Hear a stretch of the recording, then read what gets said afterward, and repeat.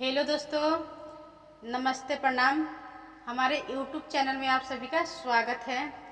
तो आइए फ्रेंड्स, हम एक बेटी के दर्द भरा गीत लेकर आई हूँ। बेटी अपनी माँ से क्या कह रही है। माँ है कि पढ़ाई नहीं है और शादी कर दी है, तो उसी पर ये गाना है। आप सब सुनिए, बहुत ही दर्द भरा गाना है और हमारा गाना फुल वॉच करके देखिए। तो बहुत ही दर्द भरा गीत है, चलिए सुनाती हूँ। माई हमें न पढ़वलू का विवाह कैलू हो। माई हमें न पढ़वलू का विवाह कैलू हो। रख के आना पढ़ बिटिया अपराध कैलू हो। रख के आना पढ़ बिटिया अपराध कैलू हो। माई हमें ना पढ़वलू का विवाह कैलू हो। माई हमें ना पढ़वलू का विवाह कैलू हो। रख के आना पढ़ बिटिया अपराध कैलू हो। रख के आना पढ़ बिटिया अपराध कैलू हो।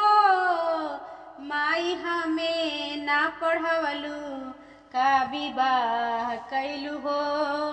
माई हमें ना पढ़वलू का विवाह कैलू हो। हमारी गोतिन पढ़ल, हमारी ननद पढ़ल। हमारी गोतिन पढ़ल, हमारी ननद पढ़ल। हमके आना पढ़ बना के अपराध कैलू हो।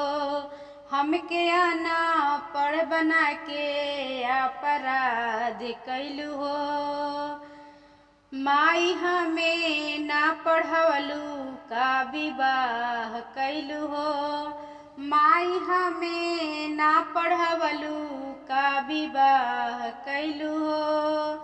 ससुर गरियावे ससुर मारले हो।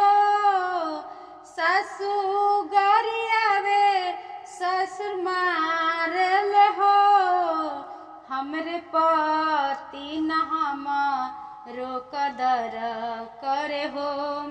हमरे पति न हमारो कदर करे हो। माई हमें ना पढ़वलू का विवाह कैलू हो। माई हमें ना पढ़वलू का विवाह कैलू हो। भैया पढ़वलू माई बाबुआ पढ़वलू। भैया पढ़वलू माई बाबुआ पढ़वलू। हमके कवाने कसुरुआ माई ना पढ़वलू हो। हमके कवाने कसुरुआ माई ना पढ़वलू हो। रख के आना पढ़ बिटिया अपराध कैलू हो।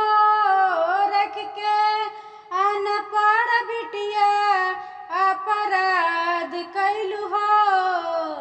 माई हमें ना पढ़वलू का विवाह कैलू हो। माई हमें ना पढ़वलू का विवाह कैलू हो। रख के आना पढ़ बिटिया अपराध कैलू हो। रख के आना पढ़ बिटिया अपराध कैलू हो।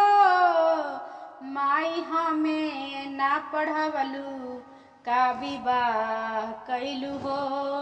माई हमें ना पढ़वलू का विवाह कैलू हो। थैंक यू गाना सुनने के लिए। कैसा गाना लगा कमेंट बॉक्स में ज़रूर बताना। तब तक के लिए बाय बाय। नेक्स्ट वीडियो में मिलती हूँ।